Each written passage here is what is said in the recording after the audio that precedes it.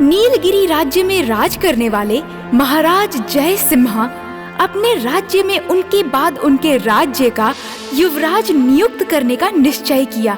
अपने महामंत्री धर्मनंदन अपनी दोनों महारानियां सुमति और लीलावती के विचारों को मद्देनजर रखते हुए, मंत्री जी, मेरी दोनों महारानियों ने अपने अपने पुत्रों को इस राज्य के युवराज बनाने की इच्छा प्रकट की है। आपने हमारे राज्य के लिए योग्य युवराज का राज्याभिषेक करने का निर्णय लिया था। हमारे पुत्र युवराज राजेंद्र को महाराज बना दीजिए। हमारा बेटा हर तरह से हमारे राज्य के लिए प्रतिभाशाली है। आप मेरी इस इच्छा को पूरी करेंगे, इस उम्मीद से मैं आपसे ये कह रही हूँ महाराज। सुमति अपने बेटे को राज्य का महाराज बनाने के लिए हर दिन राजा से विनती करती थी। इस विषय पर हर बार महाराज दुविधा में पड़ जाते थे।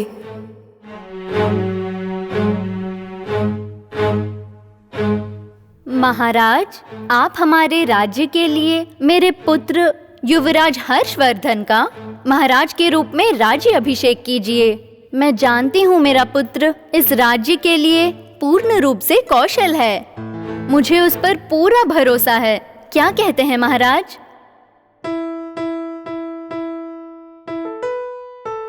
इस तरह दोनों महारानियां अपने अपने विचार व्यक्त करके चली गईं।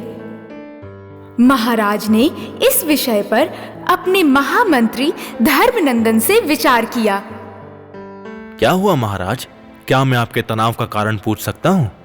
मंत्री जी, क्या आपको पता है, मेरी दोनों महारानियां अपने अपने पुत्रों को इस राज्य का महाराजा बनाना चाहती हैं। इस समय मुझे कुछ समझ नहीं आ रहा है। मेरी दोनों महारानियों ने मुझे धर्म संकट में डाल दिया है। मंत्री जी, क्या करें, आप ही बताइए बताइए। महाराज, विचार करने से इस समस्या का उपाय नहीं मिलेगा। इस राज्य के प्रतिभाशाली महाराज बनने के लिए मेरे पास एक उपाय है। क्या है वो उपाय मंत्री जी, बताइए मुझे। महाराज, राजेंद्र को हमारे राज्य के पूर्व दिशा की ओर भेजिए। महाराज, वहां के राज्य की प्रजा के पास बहुत समस्याएं हैं। वहां के प्रजा के कष्ट का कारण क्या है, उसे ये पता करके आने के लिए कहिए।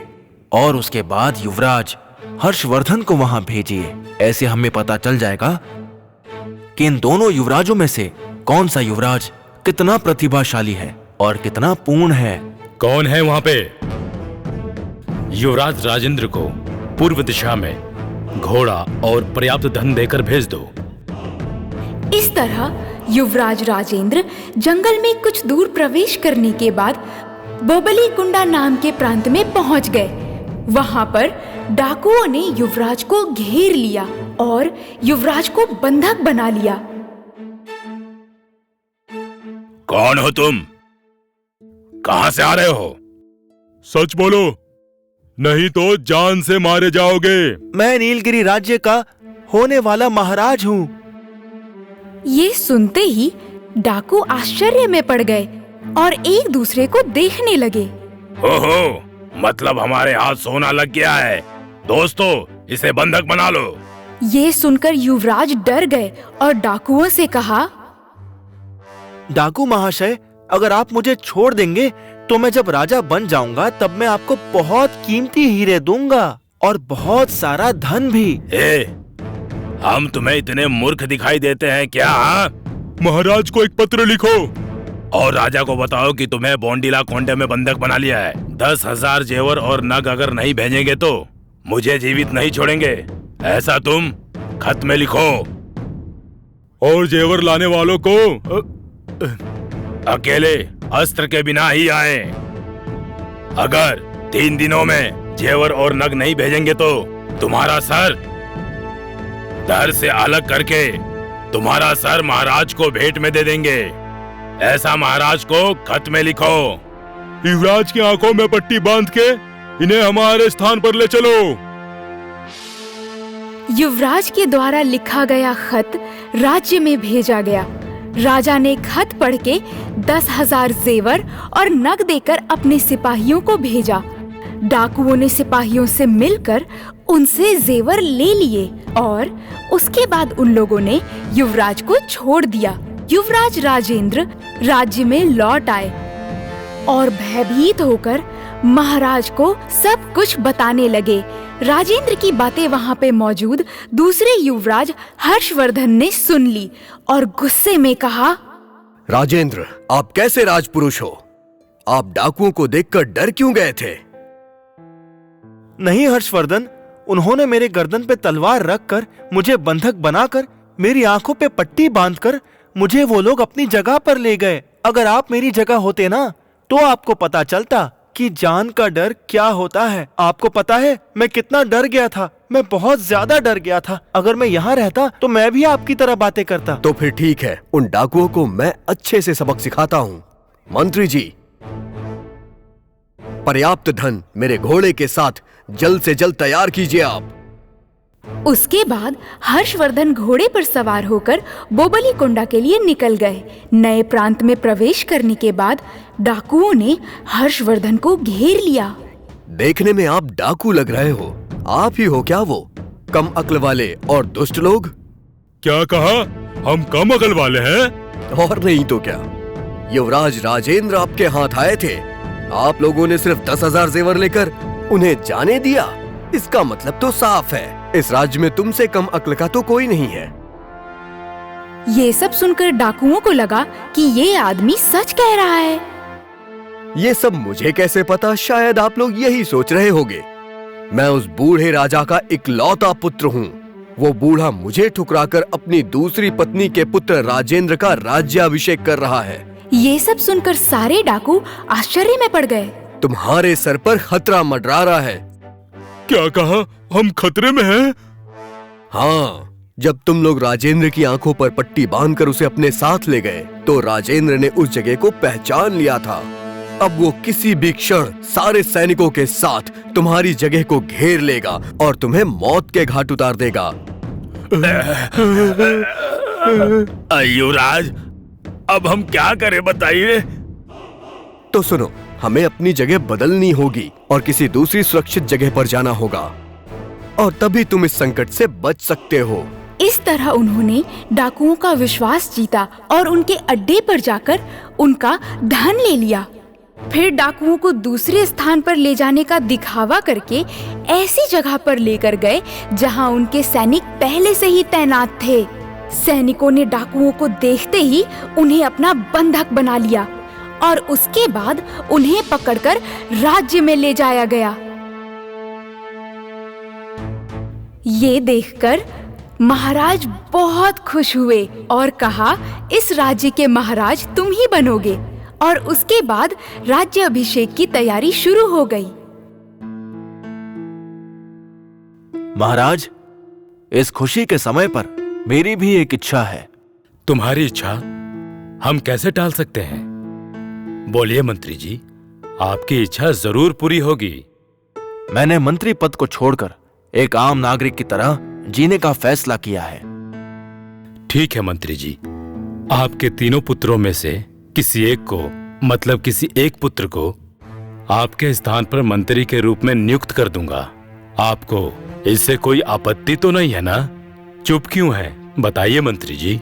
मुझे कोई आपत्ति नहीं है, लेकिन मेरे तीनों पुत्रों में से आप किसे मेरे स्थान के लिए चुनेंगे, ये बहुत ही सोच समझ कर फैसला लीजिएगा। अगर आपको एक बहादुर मंत्री चाहिए तो आपकी पसंद के अनुसार, आपकी आज्ञा के मुताबिक मेरे बड़े पुत्र को इस पद के लिए चुन सकते हैं।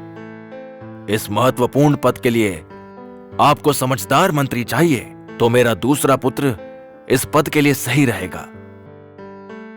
और अगर आपको इस पद के लिए एक ईमानदार व्यक्ति चाहिए तो मेरा तीसरा पुत्र इस पद के लिए बिल्कुल सही रहेगा। बोलिए महाराज, इन तीनों में से आप किसे मेरी जगह मंत्री बनाना चाहते हैं? अब ये महत्वपूर्ण निर्णय आपके ही हाथों में है महाराज। आप अपने पुत्रों के स्वभाव के बारे में इतना निश्चित होकर कैसे बोल सकते हैं? मंत्री जी बोलिए। मैं अपने तीनों पुत्रों को एक कार्य देता हूँ। इस कार्य को तीनों किस तरीके से करते हैं आप खुद देख लीजिएगा महाराज। उन तीनों का स्वभाव कैसा है ये भी आपको पता चल जाएगा महाराज। और आप ये जानने के बाद ही किसी एक को मंत्री बनाइएगा। तुम तीनों को मैं एक मुख्य कार्य करने के लिए दे रहा हूं। मैं जो कह रहा हूं वो ध्यान से सुनो।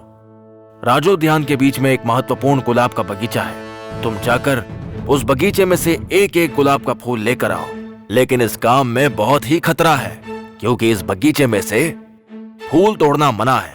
अगर गुलाब तोड़ते हुए सिपाहियों ने देख लिया तो तुम उन्हें सिर्फ बातों से ही समझाकर बच सकते हो। यही एकमात्र उपाय है।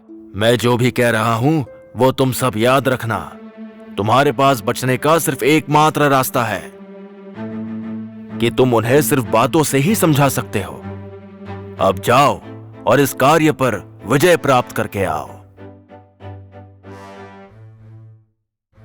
तीनों बेटों ने हाँ कहा और फिर नमस्कार करके वहां से वो चले गए।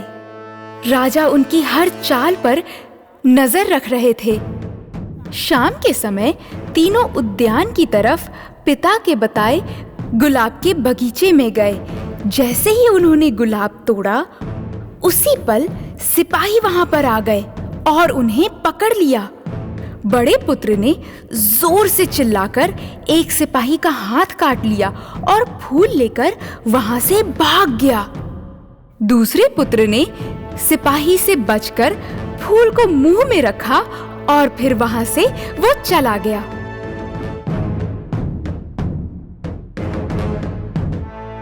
पर तीसरा बेटा शांति से बिना कुछ बोले वहीं पर खड़ा था। सिपाही उसे राजा के पास ले जाते हैं और बिना कुछ कहे वो उनके साथ चला गया। और फिर राजा को उसने नमस्कार किया। महाराज, वो गुलाब तोड़ना मना है, मैं ये जानता था, पर मुझे इस काम को करने के लिए आपके मंत्री जी ने कहा था। अगर उन्होंने कहा है तो जरूर इसके पीछे कोई ना कोई कारण तो होगा। इसीलिए मैं आपके सिपाहियों के साथ आपके दरबार में आया हूँ महाराज। और तभी महामंत्री वहां पर आ गए। आपने देखा प्रभु, तीनों ने मेरे कहे अनुसार सिर्फ अपने मुंह का ही उपयोग किया और इन्होंने अपने स्वभाव के अनुसार व्यवहार किया। एक पुत्र ने हिंसा का उपयोग किया, दूसरे पुत्र ने समझदारी से काम लिया और तीसरे पुत्र ने सत्य का उपयोग किया। अब बोलिए महाराज, इनके बारे में जो मैंने कहा था वो सत्य है या नहीं? हाँ मंत्री जी, आपके पुत्रों के बारे में जो आपने बताया था वो बिल्कुल सत्य है। आपके पुत्र के स्वभाव के बारे में आपको बहुत अच्छी तरह से पता है। फिर भी आपके पुत्र तीनों ही तरीके से काबिल हैं। आपके बड़े पुत्र को सेनापति के रूप में नियुक्त कर रहा हूं। दूसरे पुत्र को मुझे सलाह देने के लिए नियुक्त करता हूं। सत्य और ईमानदार होने वाले तुम्हारे छोटे बेटे को आपके स्थान पर मतलब मंत्री पद के लिए नियुक्त करता हूं।